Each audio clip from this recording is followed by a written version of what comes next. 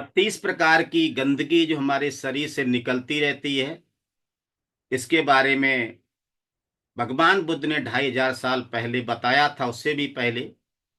और पुनः उसी को आधुनिक तरीके से मैं बताने का प्रयास कर रहा हूं। उम्मीद है आप सभी को समझ में आ रहा होगा। लेकिन मैं आज के प्रवचन से पहले मैं खास बात कहना चाहता हूं। आज का जो विषय तो वही है, लेकिन कुछ बातें जरूर ऐसी आपको सुनने को मिलेंगी, शायद आपने कभी न सुनी होगी न जानी होगी। विषय वही है। मैं हर बार कुछ न कुछ नया लाने का प्रयास करता हूं। हालांकि बुद्ध वाणी है, इसमें मेरी वाणी नहीं है, मेरा इसमें कुछ भी नहीं है, मैं केवल बता रहा हूं। तो भगवान बुद्ध क्या कहते हैं धम्म पद के अंदर? सुप बुद्धं पबुजंती, सुप बुद्धं पबुजंती सदा गौतम साब का, एसम दिवाच रत्तोच नित्यम काया गता सती। अर्थात जो सुप्रबुद्ध होते हैं, भगवान बुद्ध के जो श्रावक होते हैं, है ना, जो हमेशा दिन रात काया गता सती या कायानुसति का जो अभ्यास करते हैं, नित्यम काया गता सती, रोज रोजाना जो है काया गता सती का अभ्यास करते हैं, चिंतन मनन करते हैं, वो गौतम बुद्ध के श्रावक, वो गौतम बुद्ध के शिष्य खूब जागरूक रहते हैं, खूब जागरूक रहते हैं। तो हम चलते हैं फिर से। कायानु सती जो हम करते हैं, उसके अंदर जो 32 प्रकार की गंदगी है, उसको हम बताने का प्रयास कर रहे हैं। कहाँ कहाँ से निकलती हमने पहले बताया था। अब तक हम जो है 15 जगह से बता चुके हैं। वो कौन सी 15 जगह हैं? इन केसों से गंदगी निकलती है, और उसका ही दूसरा रूप छोटा लोम है, उनसे निकलती है।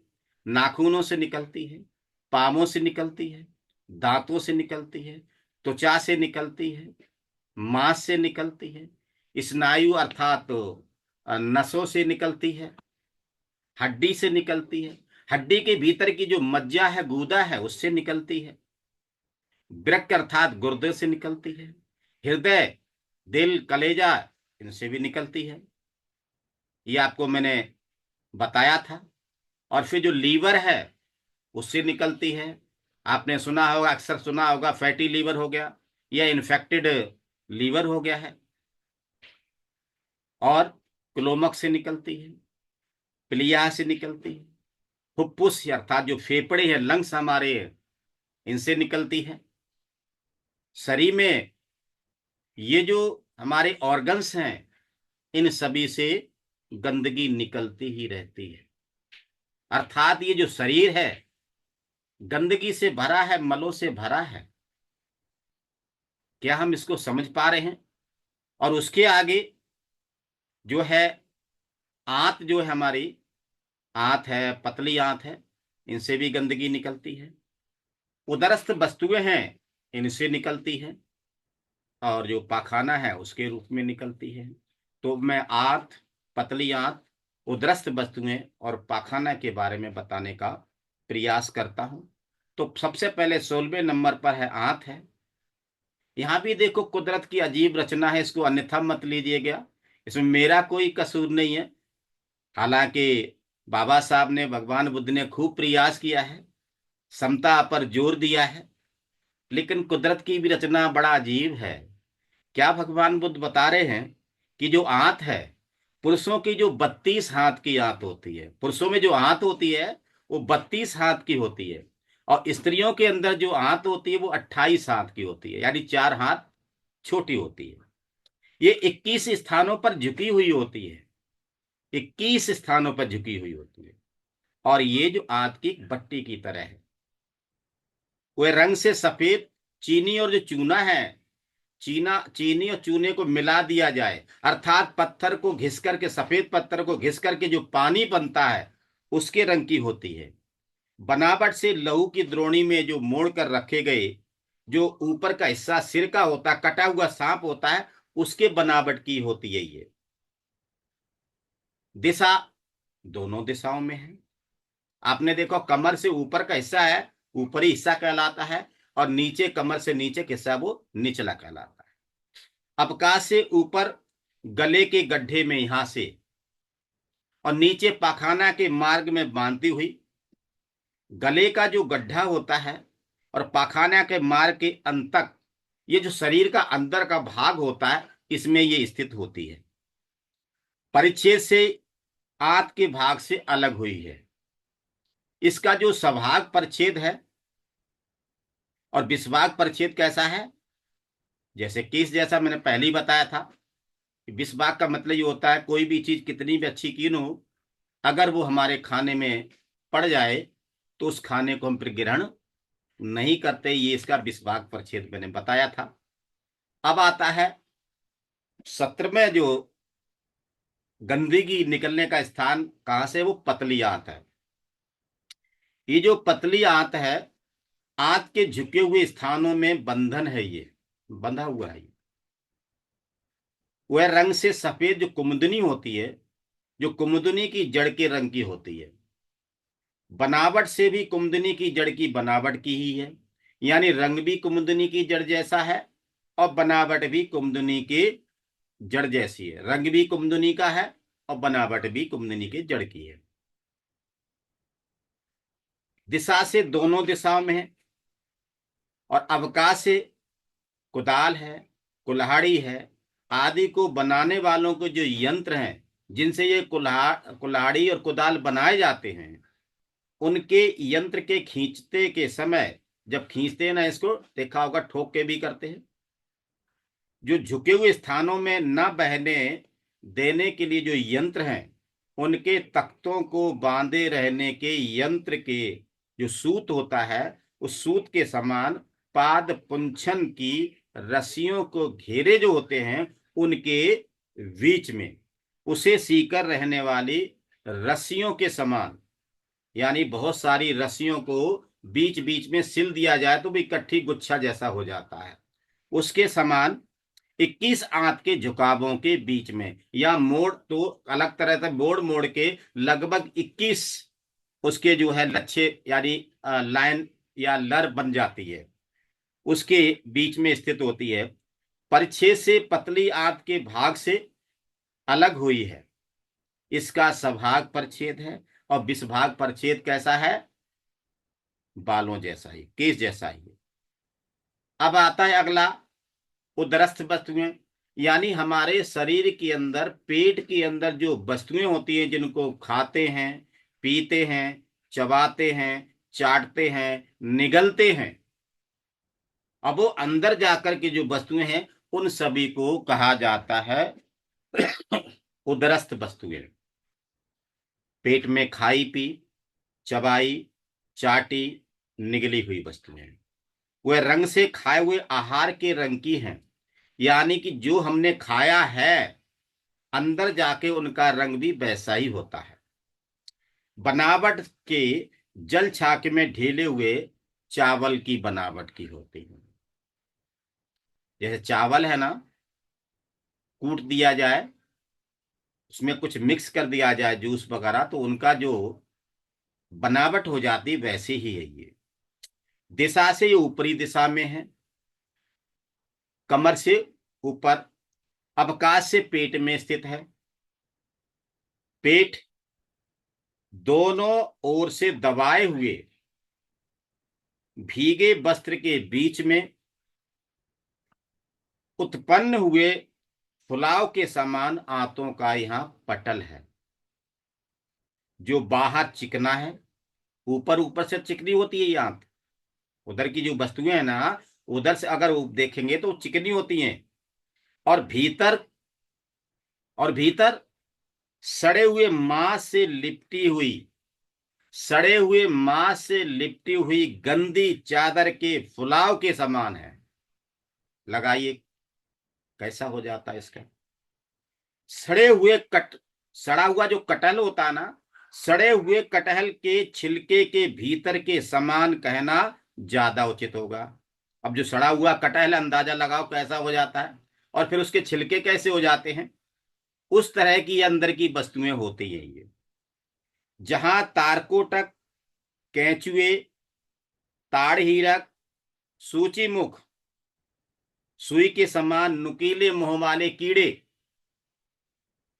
पटतंतुक, सूत्रक आदि 32 प्रकार के कीड़ों के समूह तितिर बितिर होकर के अपना झुंड का झुंड बना करके विचरण करते रहते हैं।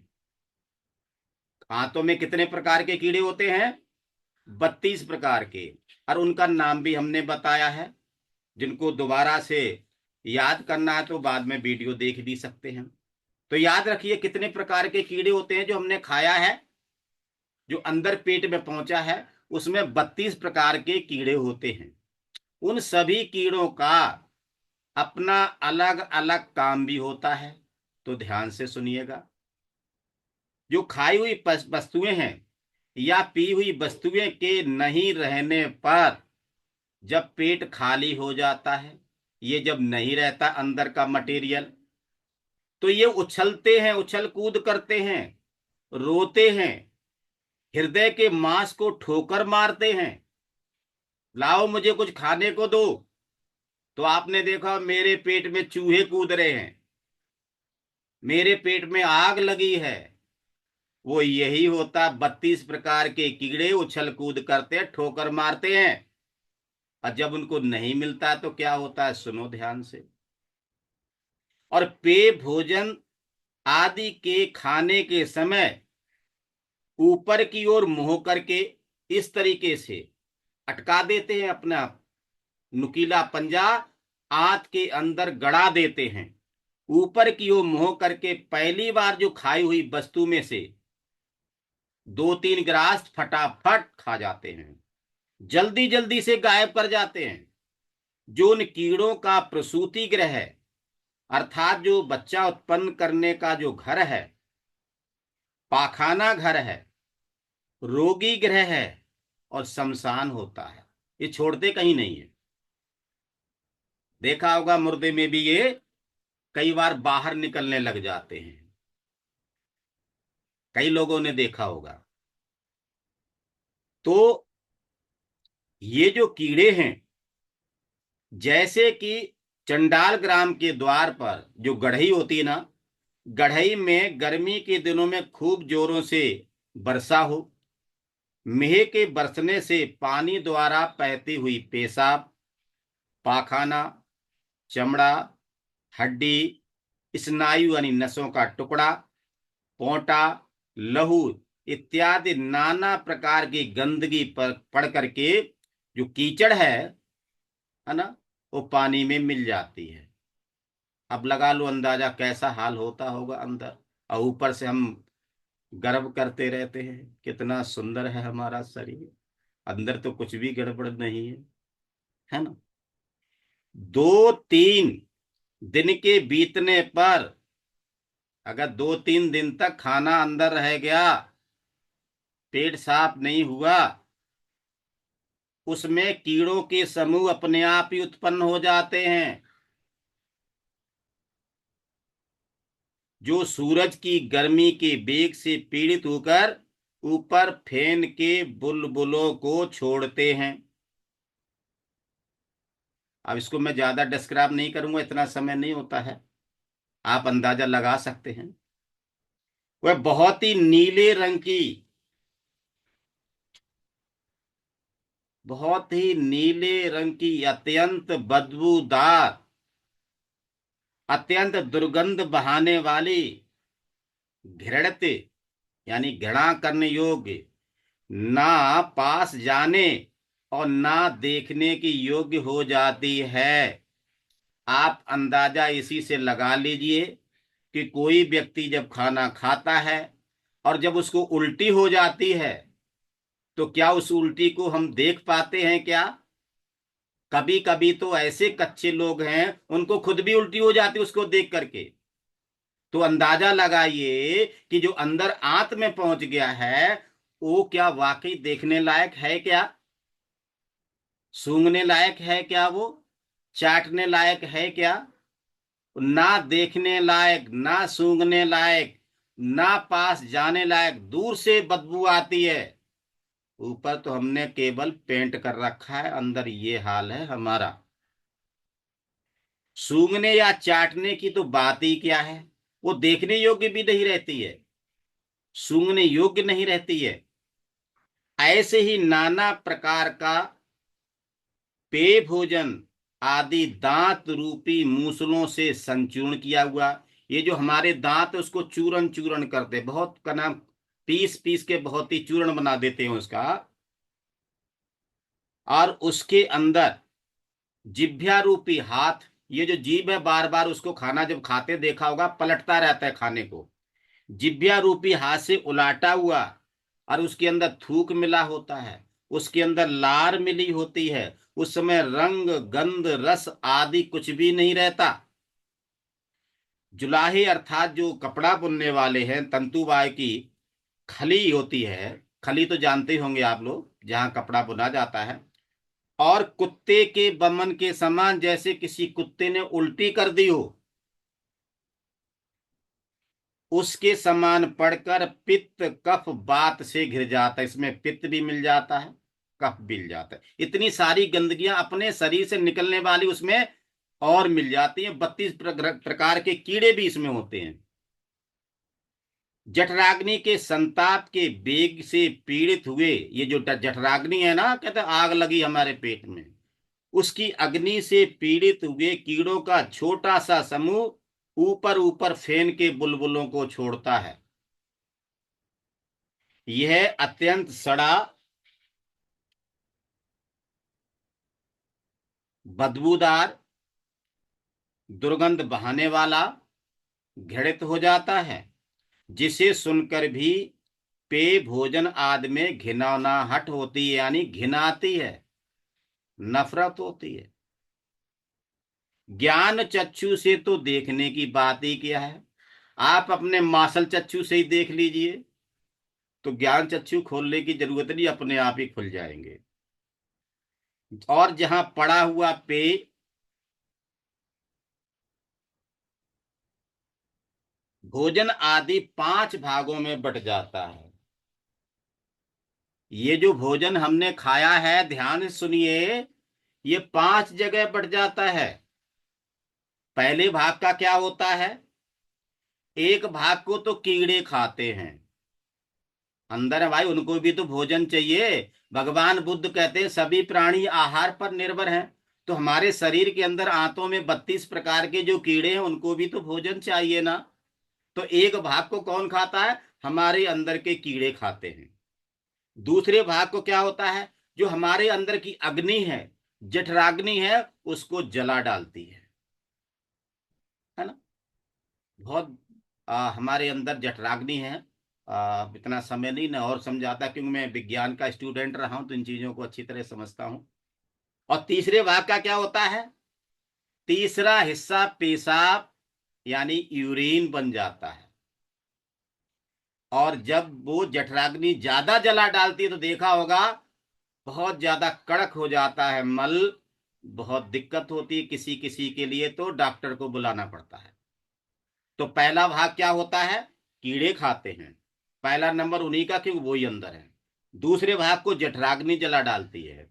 और तीसरे भाग का क्या होता है, यूरिन पेशाब बन जाता है। और चौथे भाग का क्या होता है, एक भाग पाखाना बन जाता है। और पांचवें का क्या होता है, उस भाग से रस होकर उसका जूस निकलता है। और उससे क्या बनता है, लहू बनता है। उससे क्या बनता है, मांस बनता है, जो शरीर के विकास में सहायक होता है। इस तरीके से जो परिच्छेद से पेट के पटल और उदरस्थ वस्तुओं के भाग से अलग हुई है, यह इसका सभाग परिच्छेद है। और विषभाग परिच्छेद है, वो कैसा है कि इसके समान ही है। अब चौथा आगे हम लेते हैं, वो है पाखाना मल। ये जो पाखाना है, इसको बहुत सारे नाम अपने अपने क्षेत्रीय भाषा में भी देते हैं। शुद्ध शब्द हिंदी में इसको मल बोलते हैं। कहीं पाखाना भी बोलते हैं, कहीं टट्टी भी बोलते हैं, कहीं पोटी भी बोलते हैं। तो अलग अलग इसके नाम हैं। तो ये जो रंग से कैसा रंग होता है, अधिकतर जो हमने खाया है उसके रंग के आकार का ही होता है। और बनावट से अवकाश की बनावट होता है। अवकाश का मतलब क्या, आंत में जैसी जगह खाली होगी ना, वैसा ही तो उसकी बनावट हो जाएगी। और पहले ही से ही आंत भरी पड़ी है मल से, तो जो जगह मिलेगी उसी में तो जाएगी। तो कई बार ऐसा होता, कुछ लोगों का पेट फूल जाता है, 4 दिन 5 दिन से पेट साफ नहीं होता है, पेट पकड़ते हैं, रोते हैं, कुछ लोग फिर डॉक्टर को बुलाते हैं। उसमें जगह ही खाली नहीं है, और फिर भी कहीं पार्टी का नंबर आया तो का नाम जो है, एक चुटकी नमक या 1 चम्मच नमक पी करके जाते, भाई पार्टी में जाना है। तो फिर वो भूल जाते हैं, सवेरे मुझे डॉक्टर के पास जाना पड़ेगा, अगर ध्यान नहीं दिया तो इसका आकार कैसा होता है, जैसी जगह खाली होती है वहां पर एनएस से ऊपर का हिस्सा है उसके अंदर, उसी तरीके का हो जाता है। अवकाश से पक्काश है, अन्न के हजम होने का जो स्थान है यहां पर है। पक्वाशय कहाँ पर है, नीचे जो नाभि है और पीठ के कांटों की जो है, जिसको पसलियां निचली वाली बोलते हैं, उसके बीच में आंतों के अंत में ऊंचाई में लगभग जो है 8 अंगुल, ये 8 अंगुल के बराबर बांस की जो नली होती है उसके आकार का होता है। ये यूं पड़ा होता है ऐसा। जहां जैसे कि ऊंची जमीन पर बरसे हुए मेह का पानी जो कहाँ भरता है, जहां निचली जगह होगी वहीं तो भरेगा। इसी तरीके से कहाँ भर जाता है, जहां इसकी निचली जगह होती है, जहां खाली जगह होती है वहीं भर जाता है। जहां जैसे कि ऊंची जमीन पर बरसे हुए मेह का पानी है, नीची जमीन को भर देता है, ऐसे ही कुछ पेय भोजन आदि आमाशय जो पेट की थैली है उसमें पड़ता है। वह जठराग्नि के फेन को ऊपर छेड़ता हुआ, ऊपर को उसको छोड़ता हुआ, पक पक कर लोड़े के जो पीसने वाला, जो कहना कुछ लोग देखा चटनी वगैरह पीसते हैं, उसको पीसने वाले को लोड़ा कहते हैं कहीं कहीं, उसके पीसे के समान महीन हो जाता। आंत के बिल से नीचे गिर करके खूब मलकर बांस के परब में डाली हुई पीली मिट्टी के समान एकत्रित हो जाता है। परिच्छेद से पक्वाशय के जो पटल है और पाखाना के भाग से थोड़ा सा अलग हुआ है, ये इसका सभाग परिच्छेद है। विषभाग परिच्छेद जो है कैसा है, केस के समान ही है, जो केस का जो स्वभाव है उसी के तरह का ही है ये। तो आगे मैं एक गाथा कहना चाहूंगा। वो कौन सी गाथा है, बहुत काम की है। ये भिक्खू बक से है, हमने ली है, गाथा नंबर 367 से है। क्या कहते भगवान बुद्ध, सब सो नाम रूपस्मि, सब सो नाम रूपस्मि, यस नथि ममायतं, असता च न सोचति न, सावे भिक्षुत बुच्यति। एक बार की बात है, भगवान बुद्ध श्रावस्ती में विहार करते थे। तो श्रावस्ती में एक पंचक दायक नामक ब्राह्मण था। अपने आप को समझ सकते हैं और नहीं भी समझ सकते, जिनको अच्छा लगता है वो समझ सकते हैं, जिनको अच्छा नहीं लगता है पड़ोसी को बता सकते हैं। क्योंकि ब्राह्मण की कथा थोड़ी अजीब है, और उसकी घरवाली की तो उससे भी ज्यादा अजीब है। तो एक ब्राह्मण रहता था, ये पच्चक दायक। वह खेत बोने के पश्चात फसल तैयार होने के तक 5 बार भिक्षु संघ को दान देता था। जब तक फसल बोता था, जब तक तैयार होकर के आती थी, उतने समय में वो 5 बार दान देता था भिक्षु संघ को। एक दिन भगवान बुद्ध उसके निश्चय को देख करके सोचा, चलो चलते हैं इसके घर। तो उसके द्वार पर जाकर के खड़े हो गए, और उस समय पर वो जो है दरवाजे की तरफ पीट करके खाना खा रहा था। तो नहीं देख पाया वो, उसकी जो ब्राह्मणी है, उसकी जो घरवाली है, उसने देखा, तुरंत उसकी पीठ के पीछे खड़ी हो गई, ताकि ये ब्राह्मण भगवान बुद्ध को ना देख पाए। ऐसा क्यों उसने किया, ऐसा उसने लालच के बसीभूत किया कि अगर मैं यहां से हट जाती हूं और इन्होंने अगर देख लिया भगवान बुद्ध को, तो ये जो है भगवान बुद्ध को खड़े हुए देख करके बाकी का जो भोजन है उनको दे देंगे, तो हमारा पति भूखा रह जाएगा। तो फिर क्या है, मुझे दोबारा खाना बनाना पड़ेगा। इसलिए क्या किया, वो पीछे खड़ी हो गई। लेकिन भगवान बुद्ध वहां खड़े रहे। उन्होंने क्या किया, 6 वर्ण की ज्योति फेंकी, यानी 6 रंग का प्रकाश फेंका उधर को। आप देख रहे हैं हमारे बनते संरक्षित की तरफ जो है, ये जो इसी को कहते हैं 6 वर्ण ज्योति, वो फेंका। तो उसको जो है देख करके उसकी घरवाली जो पत्नी ब्राह्मणी है वो हंस पड़ी। उसको हंसता हुआ देख करके, ये क्या, ये क्यों हंस रही, क्या बात है, ये सोच करके जो उसने मुड़ करके देखा तो पीछे क्या देखा, भगवान बुद्ध खड़े हुए हैं, है ना। और तुरंत उठ के खड़ा हो गया, हाथ जोड़ करके वंदना की कि भगवान, ये मेरे से कैसी गलती हो गई, मुझे माफ कीजिए। और बाकी का जो बचा हुआ भोजन है उसने भगवान बुद्ध को अर्पण कर दिया। तो उसने जो है प्रश्न पूछा कि हे तथागत सम्यक संबुद्ध, आप अपने शिष्यों को भिक्षु कहते हैं, कोई भिक्षु कैसे हो सकता है। शास्त्रा ने उसके प्रश्न को सुन करके अतीत काल में उसकी नाम रूप की कथा में श्रद्धा को देख करके इस गाथा को उन्होंने कहा था।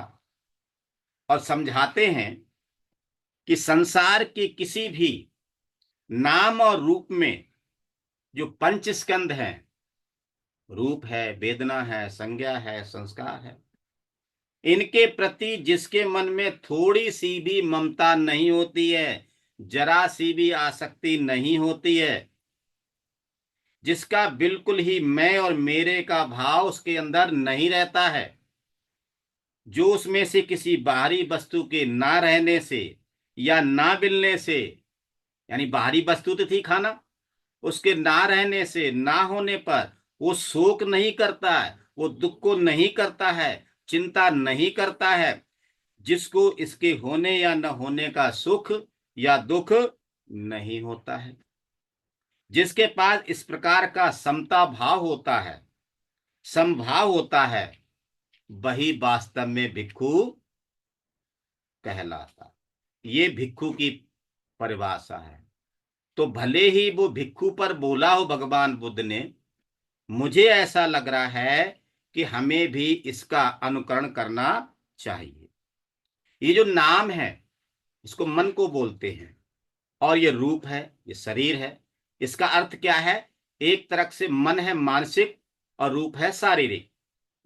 मनुष्य दो अवस्थाओं का पुंज है, शारीरिक और मानसिक। नाम में आने की जो हमारे अंदर जो वेदना है, संज्ञा है, संस्कार है और विज्ञान है। रूप यानी कि जो पृथ्वी धातु हमारे अंदर है, आप धातु है, तेज धातु, वायु धातु है, इन 4 महाभूतों के मिलने पर शरीर यानी रूप बनता है।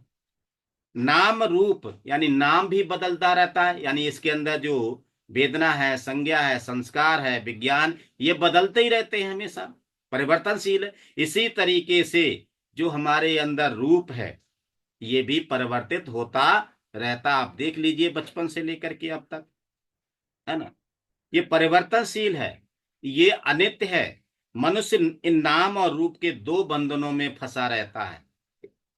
इनके लिए ही राग, द्वेष, मोह, अहंकार करके वो हमेशा दुखी होता रहता है। और इन दो से जो मुक्त हो जाता है, सही में वो ही भिक्षु होता है और वो ही निब्बाण को प्राप्त कर सकता है।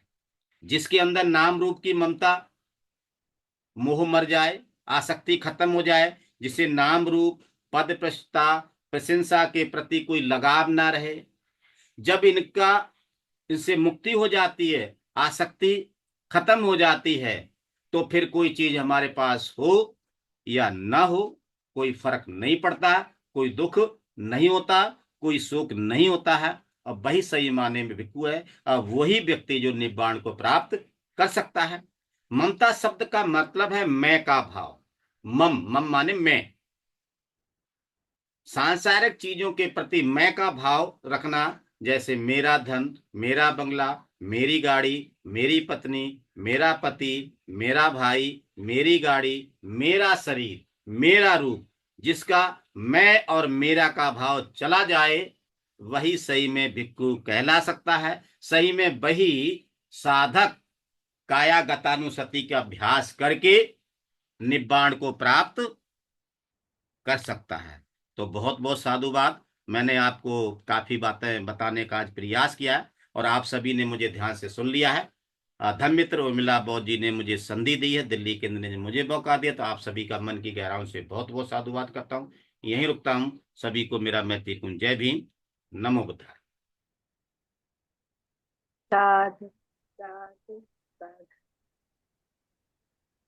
तो आपने आज का जो हमारी काया है किस प्रकार से है, और हमारे काया में, हमारे शरीर में कितनी गंदगी है, कितने गंदगी के का ढेर भरा हुआ है। बाप रे मेरे को तो सुन के आज मैं सच्ची में पहली बार सुनी कि हमारा शरीर जो है इतने गंदगी से भरा हुआ है। और ऐसे नॉर्मल लोग अचानक से सुनेंगे तो वो तो डर ही जाएंगे। इसलिए मैंने वीडियो अपलोड नहीं किया है, रिकॉर्डिंग नहीं की है। जी। तो आज के आपकी जो काया के बारे में आज विश्लेषण किए हैं, तो मैं सुन के ही बहुत, आगे मैं और भी नहीं विस्तार से बोल सकती। मैं और एक बार